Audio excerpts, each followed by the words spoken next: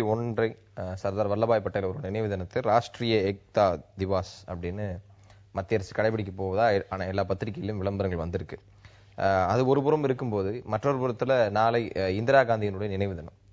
அது சம்பந்தமா அரசின் சார்பில் எந்த விதமான அறிவிப்புகளும் வெளியிடப்படவில்லை. ஒரு வாரத்துக்கு முன்னாடி சென்ட்ரல் கவர்மெண்ட் போட்டிருக்க ஜிஓல சர்தார் வல்லபாய் பட்டேலுடைய பிறந்த தினத்தை மகாத்மா காந்தி பிறந்த தினத்தை மட்டும்தான் அரசு விழா கொண்டாடுவோம் அப்படின்னு அறிவிச்சிருக்காங்க. அப்ப ஒரு முக்கியமான தலைவருடைய நினைவு தினத்தை அனுசரிக்காமல் விடுவது என்பது எதேர்ச்சியான ஒரு விஷயமா இல்ல திட்டமிட்ட செயலா? சர்தார் பட்டேல் இந்த நாட்டை இணைத்தவர். ராஷ்டிரிய ஏக்தா திவஸ் தேசிய ஒற்றுமை தினம். இந்த நாடு ஒற்றுமைப்படுத்திய மிக முக்கிய பங்கு சர்தார் வல்லபாய் பட்டேலை சாரும். அவருக்கு பிறந்த தினம் கொண்டாடுறதுல என்ன ரிசர்வேஷன் இருக்கு, என்ன தவறு இருக்கிறது? நீங்க இப்ப சர்தார் பட்டேல் பிறந்த நாள் கொண்டாடணும்னு ஒரு அரசாங்கம் முடிவு பண்ணா அப்ப இது இல்லையா அப்படின்னு கேட்க வேண்டிய அவசியம் இல்லை. இன்னொன்னு நடப்பது பாரதிய ஜனதா கட்சியினுடைய அரசாங்கம். காங்கிரஸ் கட்சியினுடைய தலைவர்கள் எல்லாம் போற்றுகின்ற விஷயம் போற்ற வேண்டும் என்று எங்களை ஒன்றும் எதிர்பார்க்க வேண்டிய அவசியம் இல்லை. இந்த நாட்டுடைய முக்கியமான தலைவர், இரண்டாவது பிரதமர், ஒற்றுமைப்படுத்தியவர். அதை நிறைவு கூறுதல் ஒன்றும் தப்பு இல்லை. இன்ஃபேக்ட் இந்த கவர்மெண்ட் தான் நாங்க ஒரு மிகப்பெரிய சிலை சர்தார் வல்லபாய் பட்டேல் அவருடைய சிலையை குஜராத்தில் நிறுவ. இந்திரா காந்தியை ஒரு காங்கிரஸ் தலைவராக சுருக்கி பார்க்கிறது பாரதிய ஜனதாவோட அரசியல் நீங்க எடுத்துக்கூடாது. நீங்க ஏன் இப்படி எடுத்துக்கிறீங்கன்ற இந்த செய்தியே அப்படி இல்லையே. சர்தார் பட்டேல் அவர்களுடைய பிறந்த தினத்தை தேசிய ஒற்றுமை தினமாக கொண்டாட வேண்டும் என்று அரசாங்கம் முடிவு செய்திருக்கிறது.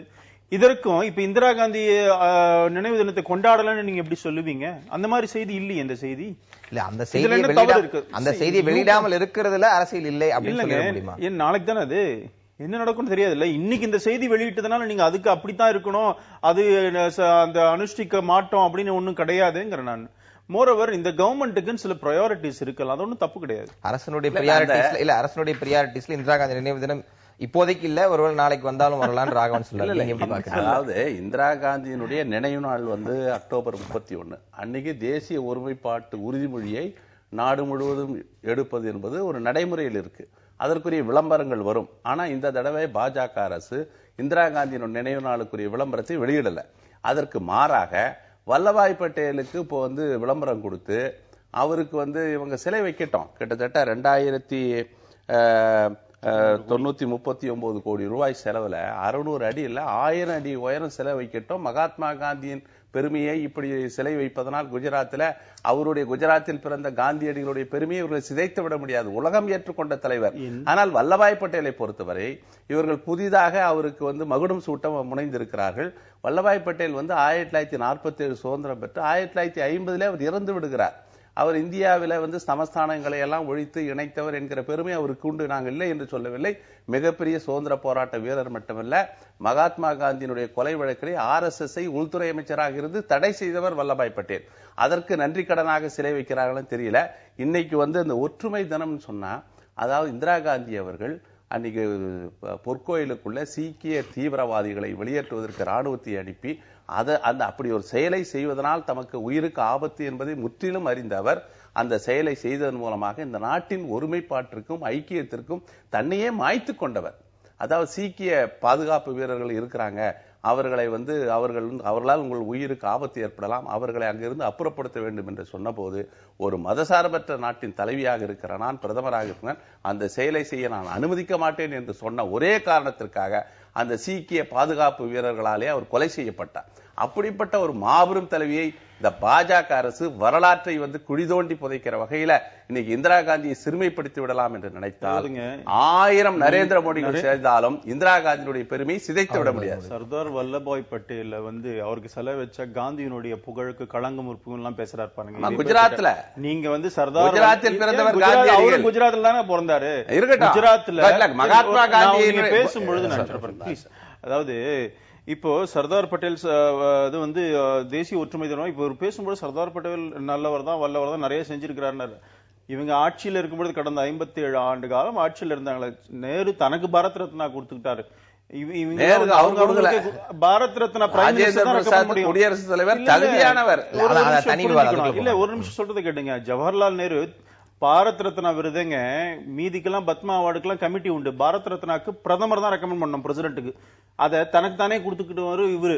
நான் சர்தார் பட்டேலை கொடுத்தீங்களா? இவ்வளவு தூரம் சர்தார் பட்டேலை பத்தி பேசுறீங்க. இந்த நாடு இந்தியா இன்றைக்கு ஒற்றுமையாக இருக்கிறதுக்கு மிக முக்கியமான காரணம் ஏனென்று சொன்னால் காஷ்மீரை இணைக்கிறேன்னு நேரு எடுத்துக்கிட்டார். இன்னும் பிரச்சனையாவே இருக்கு காஷ்மீர். ஆனால் அத்தனை 560க்கு மேற்பட்ட சமஸ்தானங்கள் இணைத்தவர் சர்தார் பட்டேல். அவர் சரியா அந்த நாடு ரெகக்னைஸ் பண்ணல. இல்ல என்னுடைய கேள்வி பாரதிய ஜனதா அரசுக்கு சில பிரியாரிட்டிஸ் இருக்கு அப்படின்னு நீங்க முன்னாடி சொன்னீங்க.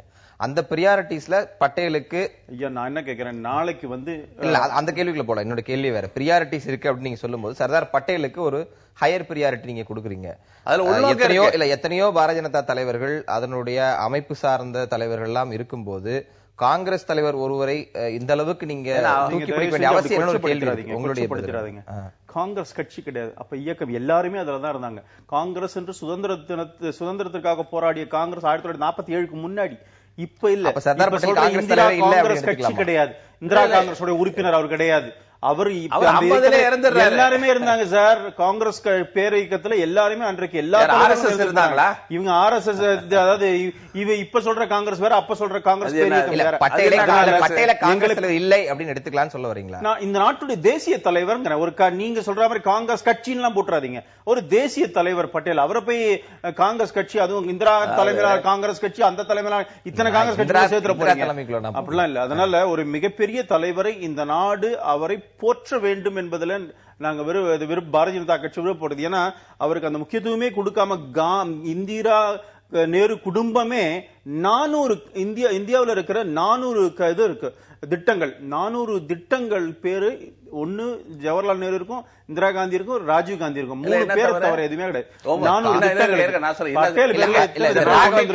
இந்த நாட்டின் விடுதலைக்காக 9.5 ஆண்டு காலம் சிறையிலே இருந்தவர் ஜவஹர்லால் நேரு. அதை ஏத்துக்கலாம் திருப்பி. அவர் கேட்கிற கேள்வியில ஒரு யதார்த்தத்தை பார்க்க முடியுது.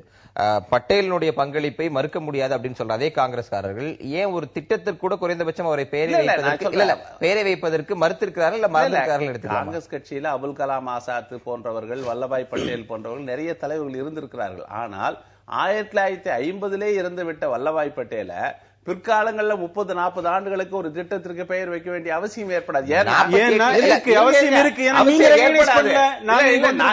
நான் கேட்கிறேன், நீங்க கூட தான் 98 இருந்து 2004 வரைக்கும் ஆட்சி வந்தீங்க. குருஜி கோல்வால்கர் பேர்ல திட்டம் கொண்டு வந்தீங்களா?